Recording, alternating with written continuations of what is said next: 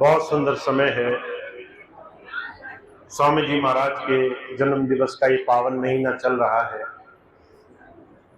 आप सब लोग पूरे महीने जहां जहां सत्संग हो रहे हैं, जहां जहां गुरु को याद किया जा रहा है,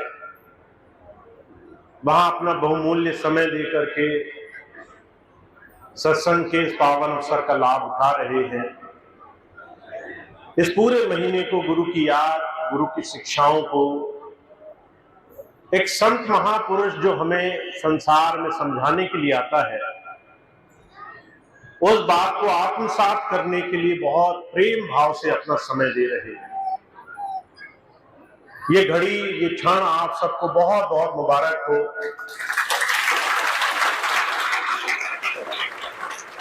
आप सभी के प्रयास, आप सभी को अपने गुरु को याद करना, ये बहुत जीवन की अनमूल्य घड़ी में से आता है। आपके जीवन में अगर आपको ये समझ में आ गया कि संत जीते जी क्या देने के लिए आया है और उसके समय रहते आपने ये बात उससे सीख ली, तो आपसे बड़ा भाग्यशाली संसार में कोई नहीं। महाराज जी कहा करते थे, जब संत महात्मा आते हैं संसार में तो उनके जीवन काल में कोई उन्हें समझता नहीं है। लोग उनको तिरस्कार करते हैं, उनकी बात नहीं समझते, उनके बात को तोड़ मरोड़ करके मन बुद्धि स्वार्थ के कारण भूल जाते हैं। और जब वो महापुरुष चले जाते हैं संसार से तो हम रोते रोते उन्हें याद करते हैं। हम उन्हें याद कर करके उस घड़ी को, उस क्षण को जो हमने लाभ में नहीं बदला, उस क्षण के लिए हम मन में ग्लानि करते हैं।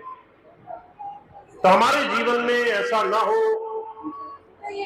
कि इस महापुरुष के संसार में आने का, संत के हमारे जीवन में आने का पूरा लाभ हम ना ले पाए। संत महापुरुषों के जीवन से क्या लाभ मिल सकता है, हम क्या चीज अपने गुरु की शरण से पा सकते हैं, ये बात समझ लेने की है। आज इस कलयुग में जहां गुरु शब्द के मायने बदल चुके हैं, जहां महात्मा का, गुरु का अर्थ है चमत्कार, हम सब लोग संतों के पास चमत्कार की आशा लेकर जाते हैं। आप आए दिन रोज टेलीविजन पर देखते होंगे, जगह जगह जमावड़ा लगा है। कोई महात्मा, उसके पास अनगिनत संगत का भंडार पहुंचा, पर सबके मन में स्वार्थ है। सिर्फ संसार में मुझे क्या मिलेगा, ये भावना लेकर के वो लगे हुए हैं। मुझे याद है स्वामी जी के जीवन की घटना। एक बार स्वामी जी के पास एक बहन आई, कहने लगी, स्वामी जी आप नाम देंगे, अंतर ज्ञान देंगे, ये तो मैं समझ गई, पर क्या दुनिया की चीजों के लिए मैं हनुमान जी की पूजा कर सकती हूं? स्वामी जी बहुत हंसे, कहने लगे, तुम्हें अभी यही नहीं समझ में आया कि परमात्मा अनेक नहीं होता है, परमात्मा को पाने के साधन भी अनेक नहीं होते। अगर परमात्मा किसी संत के अंदर प्रकट है, जो परमात्मा को जानता है, वो दुनिया की सारी चीजें देने में सक्षम है। हमें वो अगर आज नहीं देता तो उसके पीछे विशेष कारण है। किसी माता से आप किसी बच्चे की स्थिति देखो, बच्चा मनमानी स्थिति में आ जाए और मां से कहे कि मुझे जलती हुई चीज, चूल्हे में जलता हुआ कोयला, तेज चमकती हुई आग मेरे हाथ पर रख दो, तो चाहे बच्चा कितना ही मांगे, माता कभी भी उसके हाथ पर आग का कोयला नहीं रखेगी। माता जानती है आग हाथ में लगी तो हाथ जलेगा, कष्ट होगा। बच्चा ये नहीं जानता। हम नहीं जानते हमारी स्वार्थ इच्छाओं के पीछे हमें क्या दुख पाना है, हमारी एक छोटी सी इच्छा के पीछे हमें कितना कष्ट मिल जाएगा। हम नादान बच्चों की तरह मन के पीछे भाग रहे हैं। मन कहता ये मिल जाए तो हम उसके पीछे दौड़ लगाते हैं। मन कहता है वो मिल जाए, हम उसके पीछे दौड़ने लगते हैं। कबीर साहब कहते हैं अगर तुम्हें यह समझ में आ जाए कि मन में आने वाली हर एक इच्छा तुम्हारे लाभ के लिए नहीं है, मन में उठने वाला हर एक विचार तुम्हारे भले के लिए नहीं है, तो तुम समझ जाओगे गुरु क्या सिखाने आया है। का मन लोभी, मन लालची, मन चंचल, मन चोर, मन के चले मत चालिए, मन पलक पलक कछुओर। मन के चले मत चलना। आज हमसे कोई पूछे कि भाई तुम उदास क्यों हो, दुखी क्यों हो, हम कहते हैं हमारा मन नहीं करता, हमारा मन नहीं मानता।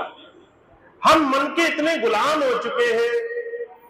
अगर मन किसी एक चीज की, हमारी एक इच्छा पूरी ना हो तो हम समझते हैं कि सारी चीजें गलत हैं, पर कभी अपने मन को दोष नहीं देते, कभी अपने मन में उठने वाली तमाम इच्छाएं, वासनाएं, तृष्णाओं को दोष नहीं देते। इसलिए जब स्वामी जी महाराज से पूछा गया, स्वामी जी संत के पास जाकर के लोग संत की शिक्षाओं को क्यों नहीं समझ पाते, तो स्वामी जी कहने लगे स्वार्थ एक ऐसी चीज है जो इंसान को गुरु की दया से जुड़ने नहीं देता। अब स्वार्थ क्या होता है? स्वार्थ दो शब्दों से मिलकर बना है। स्व अर्थ, मेरा मतलब, मेरे मतलब का काम, जिसमें मेरा भला होता हो, जिसमें सिर्फ मेरा फायदा हो। अगर आगे बढ़ने में मेरा फायदा है तो मैं 10 लोगों को धक्का मारूंगा। अगर मेरा धन से, आर्थिक रूप से फायदा होना है तो मैं 10 लोगों का नुकसान करूंगा। अगर मुझे कहीं जरा सा सुख मिल जाएगा तो मैं 10 लोगों के दुख को नहीं देखूंगा। पर गीता में भगवान कृष्ण ने कहा है ये जो तुम्हारे आगे चलने की होड़ है, मुझे ज्यादा मिल जाए, ये जो तुम्हारे अंदर की होड़ है, यही तुम्हारे दुखों का सबसे बड़ा कारण है। तुम्हें अपने अलावा कोई दिख ही नहीं रहा है, तुम अपने अलावा किसी और का कुछ करना ही नहीं चाहते हो। जब तक तुम्हारे मन में स्वार्थ है तब तक तुम जीवन में सिर्फ नरक के रास्ते पर हो। भगवान श्री कृष्ण क्या कहते हैं? एक पाठ पढ़ लो तुम जीवन में आकर के, मनुष्य जीवन लेकर के एक बात समझ लो तुम, परहित सरिस धर्म नहीं भाई, पर पीरा सम नहीं अदमाई। गोस्वामी जी कह रहे हैं, कहते हैं परहित करो, दूसरे की अच्छाई करो, तो इससे बड़ा धर्म कुछ नहीं होगा संसार में। तुम मंदिर मत जाओ, तुम मस्जिद मत जाओ, तुम पूजा मत करो, तुम भगवान को मत नहलाओ खिलाओ, तुम तरह तरह के यज्ञ उपवास मत करो, तुम्हारा कोई बुरा नहीं होगा। पर अगर तुमने किसी दुखी को जानबूझकर अपने स्वार्थ के लिए दुख दे दिया, सिर्फ अपने भले के लिए दूसरे का दिल दुखाया, तो इससे बड़ा पाप कोई नहीं है संसार में। इस पाप से भला तुम संसार में उबर नहीं पाओगे। कहते दूसरे को दुख मत देना, परहित करना, दूसरे का हित पहले सोचना। अब जब ये बात सोचते हैं परहित कैसे करें, तो जो कहा करते थे परहित शुरू होता है आपके घर से। जब आप घर में अकेले बैठे हो, आपके बच्चे होंगे, आपके माता पिता, पत्नी, आपके भाई बहन, आपके और नजदीकी लोग, कई बार आप वहां भी अपने ही हित का सोचोगे, कई बार वहां भी ये सोचोगे मुझे क्या चीज अच्छी लग रही है। वहां से शुरू करना, देखना कैसे आप दूसरे के मन का, दूसरे के विचार, दूसरे के अवधारणा का ख्याल रख सकते हो, कैसे दूसरे के दुख को दूर कर सकते हो। थोड़ा सा दूसरे के दुख को दूर करने का जो सुख है वो अनंत का है। दूसरे की पीड़ा मिटाने का जो सुख है वो संसार में सबसे ऊंचा सुख माना गया है। तो वो कहते हैं दूसरे की पीड़ा का कारण न बनना, दूसरे के हित के लिए कुछ भी करने के लिए तैयार रहना। जो मनुष्य ऐसा बन गया है, जिसने अपने अलावा दूसरे के लिए भी ध्यान करा है, जिसने गुरु के पास आकर ये बात समझ ली है, तब जाकर के जीवन धन्य होता है। अब ये बात संत सिर्फ बताने के लिए नहीं आते, इस काम को कराने के लिए आते हैं। जब गुरु जी आते हैं वो सेवा के मिशन में लगा देते हैं। सेवा क्या होती है? बिना किसी फल के चाह के आप किसी दूसरे के लिए कुछ काम करो। किसी को दर्द है, उसके कष्ट को दूर करने की कोशिश करो। किसी को भोजन नहीं मिला, उसे एक रोटी खिलाने की कोशिश करो। कोई पीड़ा में है, किसी को मानसिक तकलीफ है, आप अर्थ से, धन से किसी की मदद नहीं कर सकते, आप किसी और तरीके से उसको कुछ मदद करने की कोशिश करो। हुजूर कहा करते थे, सेवा जिसने परम धर्म बना लिया है, जिसने अपने से अलग संसार में किसी एक का भला करने की चाह रखी है, वहां संसार में उसका वो प्रभु, वो ईश्वर उस हरेक इंसान का जीवन के हरेक काम में हाथ बटाने के लिए हाजिर हो जाता है। हुजूर कहा करते थे, आपके जीवन में अपने से अलग दूसरों का हित करना, ये आप अचानक आसानी से नहीं कर पाओगे, इसके लिए अभ्यास की जरूरत होगी। हुजूर कृपाल सिंह जी महाराज कहा करते थे, बचपन से उन्होंने गुरुवाणी का पाठ किया, मन में चाह थी सच्चा गुरु मिले, पर गुरु को ढूंढने कैसे, गुरु को कहां तलाशने जाएं। तो मन में विचार आया, जब तक गुरु नहीं मिलता तब तक हम कोई शुभ कर्म किया करेंगे। तो वो अपनी नौकरी के बाद अस्पताल जाया करते थे, सरकारी अस्पताल में, जहां मरीजों की कोई देखभाल नहीं हो पाती है, जहां लोगों को लोग लावारिस छोड़ देते हैं, किसी का कोई दुख दर्द नहीं पूछता। तो महाराज जी जाया करते थे थोड़े से फल खरीद करके, और जा करके देखते थे कोई गरीब है, जरूरतमंद है, उसके पास बैठ जाया करते थे, थोड़ा प्यार से उससे बात करते थे, थोड़ा फल देते थे, थोड़ा उसकी हाल चाल, थोड़ी सी उसकी तरक्की पूछते थे।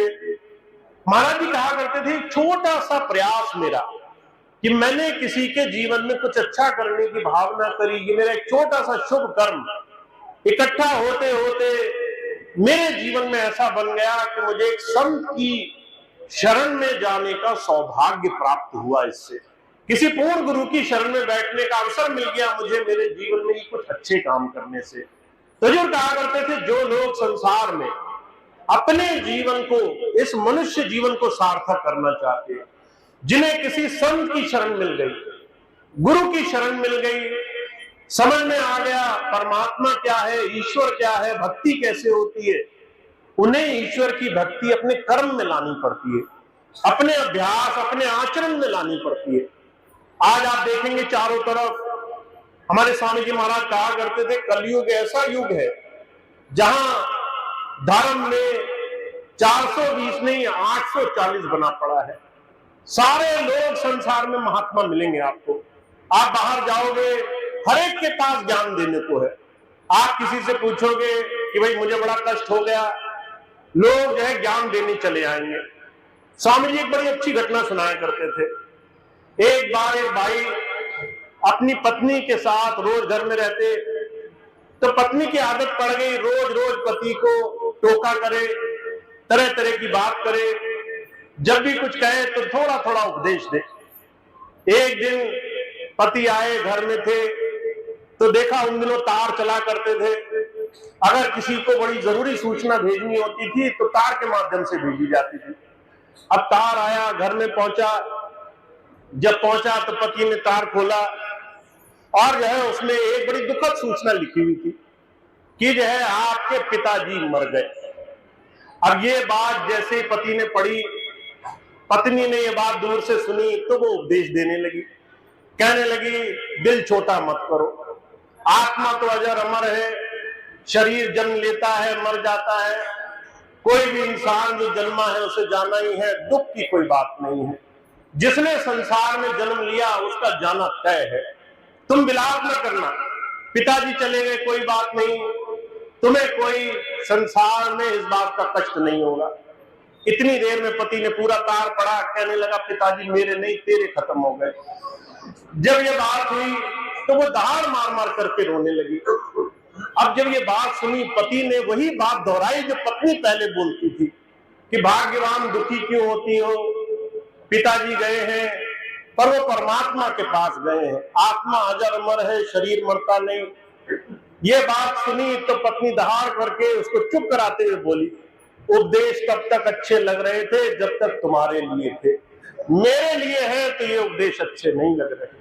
हमें उपदेश तभी तक अच्छे लगते हैं जब हम दूसरे को देते हैं, जब अपने पे पड़ती है तो हम उपदेशों का पालन नहीं करते, हम उपदेशों पे नहीं चलते, हम महात्माओं की सुन लेते हैं, पर्वत में चले जाकर के कहानियां सुन लेते हैं, हम बड़े बड़े महापुरुषों के वचन सुन लेते हैं, और हुजूर कहा करते थे सुनने सुनाने से भक्ति होती तो सारा संसार तर गया होता, सारा संसार मोक्ष पा गया होता। हमने हजारों बार सत्संग सुने होंगे, हमारा संसार में रहने का कोई काम नहीं था। पर हमारे जीवन में जीवन की सार्थकता आचरण में है। तुम अपने जीवन में एक बुराई को दूर करके देखो। अगर तुम्हें मालूम है कि तुम घर जाते हो गुस्सा आ जाता है, गुस्से को दूर करके देखो। तुम्हें मालूम है तुम्हारे अंदर दूसरे की बुराई भरी पड़ी है, तुम 2-4 लोग बैठोगे दूसरे की निंदा करोगे, तुम 5 लोग बैठोगे किसी के दूसरे के जीवन की गंदगी देखने लग जाओगे। उसको दूर करके देखो। तुम देखो तुम्हारे जीवन में तुम कैसे जीवन में दूसरों के अच्छे काम में लगोगे। तो ये आसान बात नहीं है, धर्म आसान तरीका नहीं है। कहा भक्ति का मार्ग जीना रे, नहीं चाहना चरण कमल लौलीना रे। भक्ति का मार्ग आसान नहीं होता है, इसमें कहने सुनने से काम नहीं चलता है। बहुत कम लोग होते हैं जो भक्ति के मार्ग पर चल पाते हैं। मैं आपको ये बात क्यों बता रहा हूं, जितने भी महापुरुष आए लाखों लोगों ने उनका अनुसरण किया, पर सिर्फ मुट्ठी भर लोग थे जिनका जीवन सफल हुआ। गुरु गोविंद सिंह जी महाराज थे, लाखों की भीड़ थी उनके पास, 5 शिष्य थे जो उनकी बात पर हर बात में अमल करने को तैयार थे। उनकी बात पर जान लेने को तो सब तैयार थे, पर अपनी जान देने को सिर्फ 2-4 ही तैयार थे। दूसरे को मारने के लिए सब तैयार थे, अपने प्राण की आहुति देने वाले सिर्फ 5 निकले। तो हुजूर कहा करते थे संसार में तुम्हें धर्म समझना है तो गुरु तुम्हें वो आचरण कराना चाहता है। कहता है संसार कलयुग है, यहाँ चारों तरफ हाहाकार है, स्वार्थ भरा पड़ा है, लेन देन में तुम भूल जाओगे कि तुम्हारे जीवन में तुम्हें सिर्फ अपने लिए नहीं जीना है, तुम्हें मनुष्य होने के नाते अपने जीवन में दूसरों के लिए भी कुछ करना है, जीवन में संसार में दूसरों के लिए भी कुछ जीवन जीना है। अगर तुमने ऐसा धर्म का आचरण किया, अगर तुमने ऐसा काम किया तो तुम्हारा दुख मिटेगा, तो तुम्हारे जीवन में सुख पैदा होगा। इसलिए गुरु नानक देव जी महाराज कह रहे हैं नानक दुखिया सब संसार, सो सुखिया जिन नाम आधार। ये सारे दुख तुम्हारे तब दूर हो जाएंगे जिस दिन तुम गुरु चरणों के अपने जीवन को गुरु चरणों के आधार से जोड़ लोगे, जिस दिन गुरु के चरणों का तुम अपने जीवन में आसरा मान लोगे, जिस दिन महात्माओं के चरणों में बैठकर जीवन में अमल करोगे। तो हम और आप बहुत भाग्यशाली हैं, पर दुख इस बात का है जितना हम हृदय से उस प्रभु को चाहते हैं उतना ही माया भी चारों तरफ अपने बल से हमें गिराना चाहती है, उतना ही ये संसार का स्वार्थ हमें अपनी तरफ खींचना चाहता है, उतना ही दुनिया की गंदगी, दुनिया की लेन देन, दुनिया के स्वार्थ जगत में हम फंसने के लिए एक छोटी सी गलती से हमारा काम बिगड़ जाएगा। तो हमें अपने जीवन में साधना बड़ी जरूरी है, सेवा और साधना हमारे जीवन का रास्ता होना चाहिए। तो आप वो भाग्यशाली होंगे जो संकल्प लेंगे। महाराज जी कहा करते थे इस कलयुग में बिना संकल्प ये काम नहीं चलेगा। जैसे आप व्रत रखते हो, एकादशी का व्रत रखते हो, करवा चौथ अभी आने वाला है उसका व्रत रखोगे, उसके बाद नवरात्रि का व्रत रखोगे, फिर दूसरे तमाम अलग अलग तरीके से व्रत रखोगे। व्रत लेने की परिकल्पना क्या है? आप किसी बड़े उद्देश्य के लिए छोटी चीज का त्याग करते हो। मैं चाहता हूं मेरे घर में सुख शांति हो, इसलिए मैं अन्न का त्याग करता हूं। एक दिन अन्न नहीं छूंगा, एक दिन भोजन नहीं करूंगा, हे प्रभु मेरी ये तपस्या सफल हो, मेरा ये एक दिन का तप, मेरी एक दिन की ये प्रार्थना सफल हो, मैं जो चाहता हूं उस दिशा में मुझे ले जाओ। और जो कहा करते थे ऐसा ही व्रत तुम्हें जीवन के लिए लेना पड़ेगा, ऐसा संकल्प तुम्हें जीवन के लिए लेना पड़ेगा। जब तक भजन नहीं तब तक भोजन नहीं, जब तक अपने जीवन में उस मालिक को याद न कर ले एक दिन में, तब तक इस शरीर को निवाला न दे। अर्जुन कृपाल सिंह जी महाराज कहा करते थे तुम भजन करना भूल सकते हो, तुम भोजन करना नहीं भूल सकते। तुम्हारे आधा दिन गुजरेगा, तुम्हारा पेट तुम्हें बताने लगेगा कि भाई भोजन करने का समय हो गया, खाना जो है तुम्हें दिखने लगेगा, चारों तरफ चक्कर आने लगेंगे, कहां से खाना मिल जाए हमें।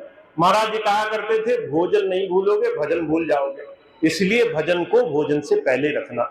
अगर तुमने ये संकल्प साध लिया कि अगर मैंने आत्मा का भोजन नहीं दिया तो शरीर का भोजन नहीं दूंगा, ये मेरा संकल्प है मेरे मालिक से, तो आप इस संकल्प को पूरा करके ले जाओगे। हुजूर कहा करते थे एक दिन भूखा रहना पड़ेगा, 2 दिन भूखा रहना पड़ेगा, पर एक समय ऐसा आएगा मन मान जाएगा, कहेगा कि भाई तुम्हें शरीर को तो खुराक देनी है, शरीर को भोजन देना है, पहले भजन पर बैठो। अभी बहुत सारे सत्संगी भाई बहन ऐसे हैं जो इस नियम का पालन करते हैं। हमारे बहुत प्रेमी भाई बहन ऐसे हैं जो अगर भजन नहीं कर लेते तो भोजन को हाथ नहीं लगाते, जो अगर ध्यान न कर ले, उस मालिक का शुक्राना ना अदा कर ले, तो वो शरीर को खुराक नहीं देना चाहते। ये संकल्प शक्ति होती है। तो आप तभी उस प्रभु को भजन कर पाएंगे, आप तभी इस मन को मार पाएंगे जब संकल्प लेंगे। और इस संकल्प को पूरा करने के लिए आप जीवन में बड़ा कठोर तप करेंगे। और मैं आपको एक छोटी सी चीज और बता देता हूं, संकल्प की छोटी सी चीज और होती है। अगर आपने अपने हृदय में लिया हुआ व्रत लिया और तोड़ दिया तो आप दोबारा कभी ये पूरा नहीं कर पाओगे। अगर आपने मन में वचन लिया कि हे प्रभु आज मैं भजन करूंगा, और जब शाम को भजन करने का समय आया तो आप मन से हार गए, वो कहने लगा बड़े थके हो, बड़े बीमार हो, भोजन भी नहीं किया, आज दिन बड़ा भारी गुजरा, 1000 लोगों से मिलकर आए, आज भजन नहीं करेंगे, कल कर लेंगे। अगर तुमने ये बात मान ली मन की, तो फिर तुम कभी नहीं कर पाओगे।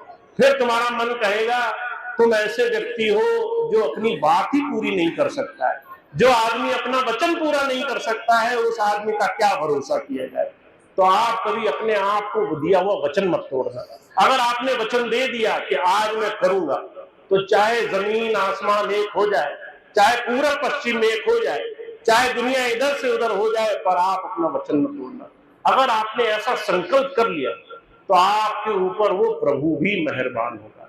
तो आप बहुत भाग्यशाली हैं, जीवन में बहुत कुछ पाने का अवसर मिला है, पर ये सब कुछ तब से पाया जाता है। इसको पाने के लिए हमें संकल्प लेना पड़ता है, हमें अपने गुरु से वचन देना पड़ता है कि हमने आपका नाम ले लिया, हर रोज आपकी याद करेंगे। तो हमें और आपको ऐसा सुंदर जीवन मिला है, अपने स्वामी जी महाराज की याद करने का अवसर मिला, उनकी शिक्षाओं को याद करने का अवसर मिला। पर याद रखना, गुरु सिर्फ चमत्कार दिखाने के लिए नहीं आता। वो जो काम करता है वो चमत्कारिक तो हो जाते हैं, पर वो चमत्कारों के लिए आपको अपने साथ नहीं जोड़ता है, वो आपको जोड़ता है आपके जीवन में आपको सत्य पथ पर जोड़ने के लिए। तो आप गुरु से अगर जुड़ गए हो तो गुरु की बात को गांठ बांध ले। अगर गुरु जी की बात गांठ बांध ली और उस पर रोज रोज चलना शुरू कर दिया, तो आपके जीवन में बड़े से बड़े काम जरा सी देर में हो जाया करेंगे। आप सोचोगे और आपके सोचने मात्र से काम हो जाया करेंगे। मुझे याद है स्वामी जी के जीवन की घटना, जब स्वामी जी पहले विदेश जाते थे 6-6 महीने के लिए, तो लोग पत्र लिखा करते थे, फिर पत्र पोस्ट करते थे, महीने भर में जाकर चिट्ठी मिलती थी। तो एक चौधरी साहब स्वामी जी से कहने लगे, स्वामी जी मैं जब तकलीफ में होऊंगा और मैं आपको पत्र लिखूंगा तो आपको तो महीने भर बाद पता चलेगा, महीने भर में तो मेरी हालत खराब हो जाएगी, आप जो है मेरी रक्षा कैसे करोगे। तो स्वामी जी कहने लगे, गुरु शरीर नहीं होता है, गुरु वो शक्ति होती है जो तुम्हारे अंदर बैठा होता है। और स्वामी जी ने उस दिन एक बात कही, कहने लगे चौधरी साहब जिस दिन तुम कलम उठाओगे मुझे लिखने के लिए, उस दिन मैं तुम्हारी परेशानी पढ़कर उसे हल कर रहा हूँ, उसी क्षण में तुम्हारे काम बना रहा हूँ। तो जब संत आते हैं वो हमारे अंदर बैठ करके हमारी करुण पुकार सुन लेते हैं। अगर हमने उनसे प्रार्थना करी है तो वो हमारे काम बनाने में देरी नहीं करते। तो हम बहुत भाग्यशाली हैं, ऐसे गुरु से जुड़े हैं। हमें बस एक बात ध्यान रखनी है, स्वार्थ में कहीं हम अपने गुरु को ना भूल जाए, माया के झकोरों में कहीं हम उस गुरु को ना भूल जाए, दुनिया की इस बड़े झंझटों में, संसार के लेन देन के व्यवहार में कहीं गुरु की शिक्षा ना भूल जाए। बाबा सावन सिंह जी महाराज कहा करते थे, भाई ऐसा काम न करना कि लोग तुम्हें देखें और तुम्हारे मालिक को गाली दे, ऐसा न करना कि लोग तुम्हारे जीवन को देखें और बोले इसका गुरु भी ऐसा ही होगा, इसने गलत काम किया, इसका गुरु भी यही काम करता होगा, अपनी तो जो है बदनामी हुई, साथ में गुरु जी की भी होती। ऐसे काम न करना संसार में, ऐसे काम करना लोग तुम्हें देखें और तुम्हारे गुरु का भी नाम गर्व से ले, तुम्हें देखें और तुम्हारे गुरु की बड़ाई करें। तो ऐसा जीवन बनाना है, इस कलयुग में ऐसा जीवन बनाने के लिए आपको चुना गया है। आप इस रास्ते पे लगो और खूब याद से गुरु पथ पर चलते रहो, ऐसी मेरी शुभ भावना है। ऐसा ही स्वामी जी का आपके ऊपर आशीर्वाद रहे, आप गुरु जी के सच्चे प्यारे जीव बनकर उभरो, अपने जीवन में ऐसा विश्वास हो आपका गुरु जी पर, दुनिया इधर से उधर हो जाए, आपका विश्वास कस से मस ना हो।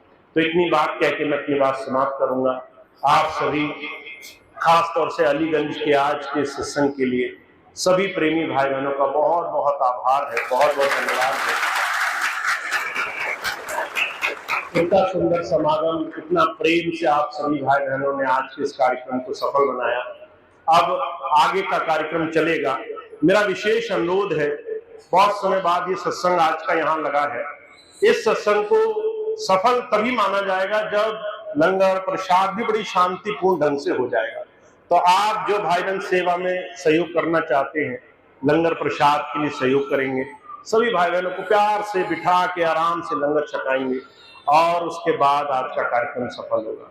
तो इतनी बात कह के मैं अपनी बात समाप्त करता हूँ। कुछ सत्संग अभी आपके क्षेत्रों में लगे हुए इस महीने। कल का सत्संग सहसवान में है। सहसवान में कल का कार्यक्रम है, आपसे ज्यादा दूर नहीं है। आप सहसवान के कार्यक्रम का हिस्सा बन सकते हैं, तो कल वहां जरूर पहुंचे। उसके बाद शनिवार को पीलीभीत का मासिक सत्संग होगा। उसके बाद रविवार को मणिनाथ डेरे में जो महीने का सत्संग होता है वो होगा, और 30 तारीख को बीसलपुर का सत्संग होगा। ये कुछ सत्संग लगे इस महीने के, उसका आप लाभ उठा सकते हैं। मैं एक छोटी सी सूचना आपको और दे दूं। अभी स्वामी जी महाराज का जन्म दिवस भंडारा हुआ, बहुत प्रेम भाव से और बहुत भव्य भंडारा हुआ। मैं वहां पर जितने भी आयोजकों थे वो कहने लगे, भैया जी इस बार स्वामी जी ने बड़ी दया करी। लोग कहते थे बारिश हो जाएगी, बारिश नहीं हुई। लोग कहते थे गर्मी होंगे, तो स्वामी जी ने दया करी, बड़ी ठंडक हो गई, शांति हो गई। लोग कहते थे संगत नहीं आएगी, तो न जाने कहां से इतनी संगत का हुजूम रहा कि पैर रखने की जगह नहीं रही। जब ये बात हम देखते हैं अपने प्रेमी भाई बहनों की, तो मन में इस बात का गर्व होता है कि हम अपने गुरु से कितना प्रेम करते हैं। हम उनकी याद, उनके एक दिन को मनाने के लिए सारे सुख साधन, सारे आराम छोड़ करके हम उनकी याद मनाने के लिए वहां इकट्ठे होते हैं। तो इतना सुंदर भव्य भंडारा रहा, आप सभी लोग उसका हिस्सा रहे। बहुत बहुत आपको उसके लिए धन्यवाद, आभार। अभी 2 प्रोग्राम इस पूरी ठंडक में, सर्दियों में मैं ऐसे कहूं और होने हैं, जिसकी आप सभी भाई बहन पहले से ही तैयारी कर सकते हैं। पहला प्रोग्राम नवंबर में होगा, 13-14 नवंबर में खटीमा में। खटीमा के पास जो भंडारा स्वामी जी महाराज का आश्रम है, वहां पर बहुत सुंदर कार्यक्रम का आयोजन होगा। पिछले वर्ष भी हुआ था, इस वर्ष भी होगा। नवंबर के महीने में 13-14 नवंबर। तो ये तारीख आप नोट कर लेंगे, तारीख खाली रखेंगे। उस दिन आप व्यस्त नहीं रहेंगे। कहीं ऐसा न कहना भैया जी बड़े काम आ गए, हम व्यस्त हो गए, वहां आने की फुर्सत नहीं मिली। तो पहले से ही आपको सूचना दे रहे हैं, नवंबर का एक भव्य कार्यक्रम होना है भंडारा में। वहां की संगत आपके आगमन में, आपकी वहां पर आने की बड़ी इंतजारी कर रही है, खूब तैयारी में लगी है। तो आप वहां पहुंचे, उनको भी गर्वान्वित करें, उनको भी उनके भंडारे में भी पहुंच करके उनके भी श्रद्धा भाव लें। दूसरा भंडारा इस बार पहली बार राजस्थान में दिसंबर का, राजस्थान की संगत ने लिया है। मैं एक छोटी सी बात आपको बता दूं, राजस्थान के प्रेमी भाई बहन ऐसे हैं। अभी कुछ दिन पहले एक भाई मुझे मिले, कहने लगे भैया जी आप गुरु पूर्णिमा का सत्संग जो होता है जुलाई का, वो राजस्थान में ही क्यों लगाते हैं। मैंने कहा दूसरे लोग मानते नहीं और राजस्थान वाले छोड़ते नहीं। राजस्थान वालों की एक छोटी सी हमेशा से प्रबल इच्छा रही, उन्होंने पिछले कई वर्षों लगातार गुरु पूर्णिमा का सत्संग वहां हो जाए, इसके लिए उन्होंने बहुत प्रयास किए। और नतीजा ये है कि उनके इतने प्रेम भाव से पूछने के लिए उनको वो भंडारा मिला। अब उन्होंने कई वर्षों से प्रयास किया, तो इस बार दिसंबर का कार्यक्रम वहां होना है। 18-19 दिसंबर का कार्यक्रम राजस्थान में होना है। आप सोचते होंगे पहले से क्यों बताया जा रहा है। राजस्थान दूर है, वहां जाने के लिए अगर आप पहले से टिकट कराएंगे आसानी से हो जाएगी। अगर आप आखिरी दिन कहेंगे हमें भंडारे में जाना था, तो आपको हो सकता है टिकट ना मिले, जगह ना मिले, मन में इच्छा रह जाए और वहां पहुंच ना पाए। सीधी ट्रेन यहां से चलती है।